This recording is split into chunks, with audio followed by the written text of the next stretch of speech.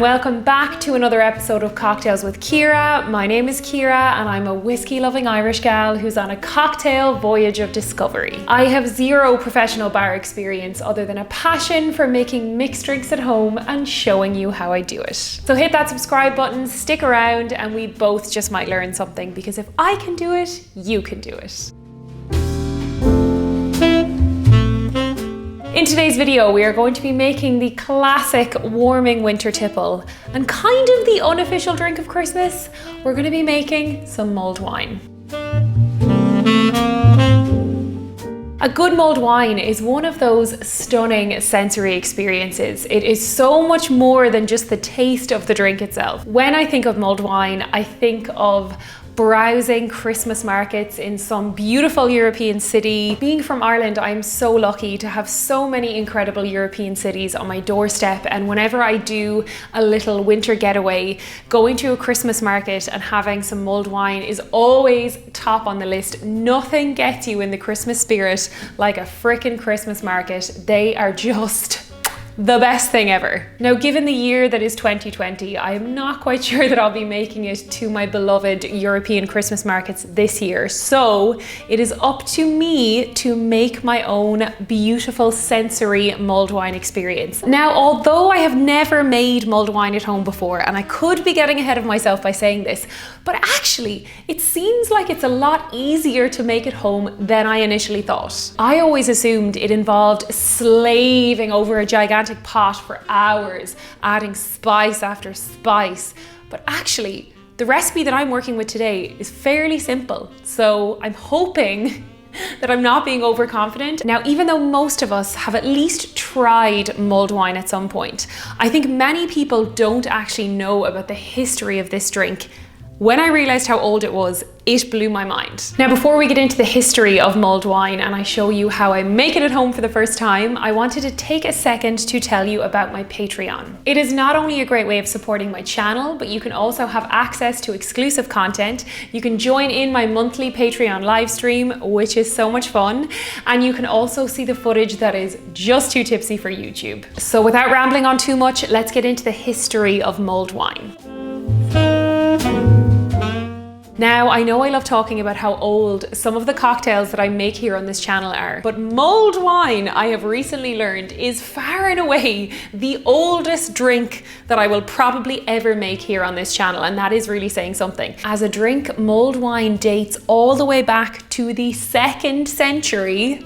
That is so incredibly old. And you're talking the same recipe, the same method. They've been doing it in the same way for a very long time. Mulled wine originated with the ancient Romans and Greeks, who used to take any stale or leftover wine that they had, and they would add spices and herbs and even flowers to make the wine taste fresh again. Like many other historical drinks we've looked at on this series, mulled wine was also seen as a medicinal concoction.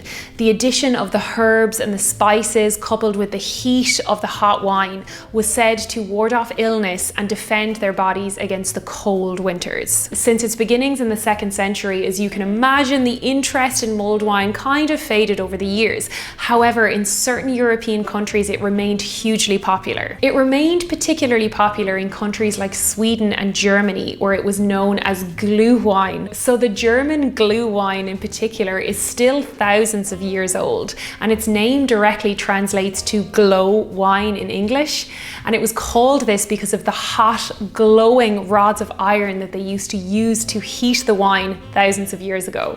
How cool is that? So when was it exactly that mulled wine became so synonymous with Christmas? I think it's kind of hard to pinpoint. It's likely that it was just a natural evolution. However, there was a key moment in the 1800s when the writer Charles Dickens made reference to mulled wine in his classic A Christmas Carol, and that was something that really solidified mulled wine as being a Christmas staple. All right, so that is more than enough history talk. Let's get into the ingredients for making mulled wine. So as I mentioned, the ingredients for a mulled wine can vary, and it just kind of depends on what style of mulled wine you're making, or if you have a specific preference for a certain spice. However, for today's recipe, I'm going to be looking at the basic ingredients. So of course, the basic ingredient is red wine. I have a bottle of Merlot here.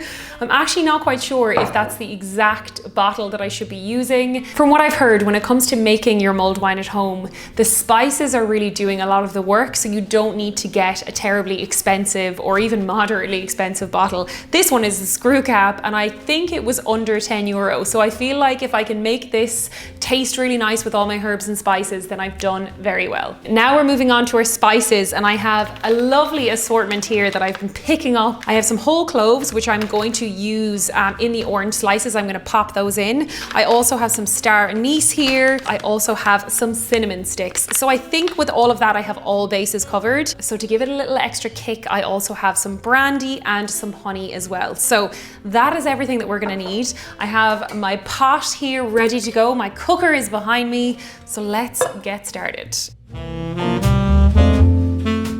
Okay, so let's quickly start by prepping our ingredients. I'm butchering these orange slices, but however, I'm going to pop in some cloves. I do know that cloves really pack a punch, so I don't want to overdo this. In my hot toddy video recently, I used cloves in the lemons and it was beautiful. So in goes your orange slices with cloves. The recipe also calls for 3 cinnamon sticks, which again, seems excessive, but however, let's throw it in. So we're also using 3 star anise, which are going to give it that lovely aniseed flavor. Beautiful. It smells like licorice. I love it. So in goes 3 star anise. Oh, it looks so pretty and Christmassy. I love it. Okay, so now let's add in our bottle of wine. I love that noise. Beautiful. I'm actually so excited. We are doing roughly 60 mils of honey. Again, seems like a lot, but I suppose we're making it for multiple portions. And then we are doing twice that amount of brandy. So 2 60 mils. In we go, just to give it that little kick. And I believe that that is it. Now it is time to pop it on the heat, get it cooking. I'm popping this on a medium heat, and I'm gonna get it to a low simmer, and then I'm going to let it cook for about 10 minutes. We do not want to burn this because we will end up burning away all the alcohol, and what is the point in that? Okay, so it has been approximately 10 minutes, and if you can hear, it is simmering away. So I am going to take it off the heat. And now it is time to serve it, which I'm very excited about. So I'm gonna pop in my 2 cloved orange slices as my garnish. The smell coming from this is so delicious. So now I'm going to carefully ladle this in.